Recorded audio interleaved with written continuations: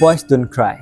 I believe that most of us have heard this sentence before, maybe from not our parents, friends, or even in social media. But the important question is,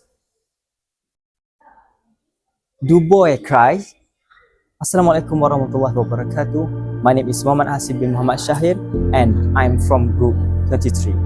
Later, we'll have two more presenters from our group will present this topic precisely. From a young age, boys are often taught that showing emotions make them look weak. Crying becomes embarrassing. Emotion transparency becomes something to hide.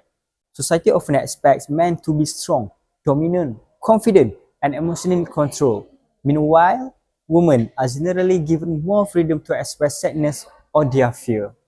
Because of this, many boys grow up learning one dangerous lesson, which is your emotions are a problem. In fact, a study published in the Journal of Counseling Psychology found that men who strongly follow traditional masculine norms are more likely to develop self-stigma and avoid seeking emotional help. Some boys stop crying, some boys stop talking, and also some boys stop asking for help. But emotions do not disappear just because they are hidden. They build up silently, and eventually silence can become loneliness, anger, or emotional exhaustion. I'm suffering. The issue is not that men do not have emotions. The issue is that many men were never taught how to express them safely. Psychology shows that men and women feel emotion at similar levels. The difference is usually in their expression, not in their feeling itself.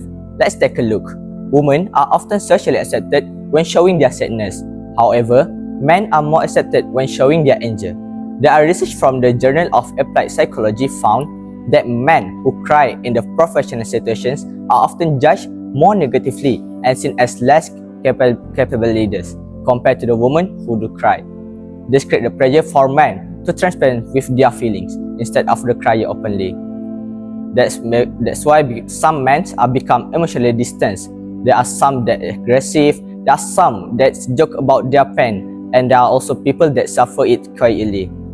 That's why it can connect strongly with the personality.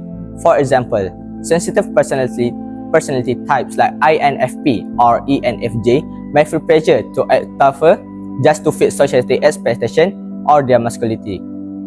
Over time, pretending becomes exhausting, and the scary part is many men are praised for hiding emotion. However, people call it strong, but emotional suppression is not always the strength. Sometimes, real strength is having the courage to be honest about how do you feel. I'm Anas. So, what should change? Maybe the problem is not that boys cry. Maybe the problem is how society reacts when they do. Imagine a world where boys are taught it is okay to cry, it is okay to feel fear, and it is okay to ask for help.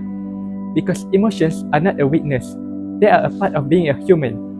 A recent article discussing emotional suppression in teenage boys explained that many boys learn to hide pain behind anger, humor, or emotional withdrawal because society teaches them that vulnerability is a weakness.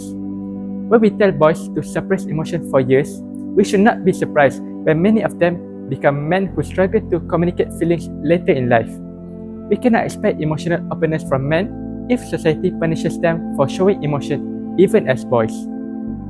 And this affects everyone: friendships, relationships, families, and most importantly, mental health. So perhaps the next time a boy cries, instead of saying be a man, we should say it is okay to feel and it is okay to cry. Because emotionally healthy men are not created through silence, they are created through understanding. Thank you.